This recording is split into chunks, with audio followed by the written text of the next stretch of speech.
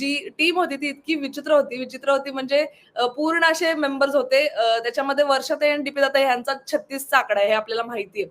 पण त्या टास्कमध्ये वर्षाताई ह्यांना त्यांनी इतका मॉरल सपोर्ट दिला आणि ज्या प्रकारे दीपिका बोलत होते ना, मी म्हणलं हॅट्स ऑफ यार, की गेम वेळेस गेम म्हणजे मला असं वाटलं नव्हतं, की डीपी दादांच्या वयातले खेळाडू इतकं चांगलं प्रदर्शन दाखवू शकतात. म्हणजे आरबाज गेल्यानंतर एक म्हणजे म्हणतात ना, असा एक मोठा जो ढग होता आणि त्या ढगामुळे पूर्ण ती सनलाईट ब्लॉक होत असते तसं झालं होतं आणि आता जसा तो ढग निघून गेलेला आहे, सगळ्या लोकांचे आपल्याला तिथे गेम प्ले दिसतायत. म्हणजे मी एक्स्पेक्ट केलं नव्हतं. मला अतिशय उत्तम वाटलं. हॅट्स ऑफ टू डी-पी दादा, धनंजय दादांना. ज्या प्रकारे त्यांनी दाखवलेलं आहे त्यांचं प्रदर्शन ॲज अ संचालक म्हणून मला प्रचंड आवडलंय.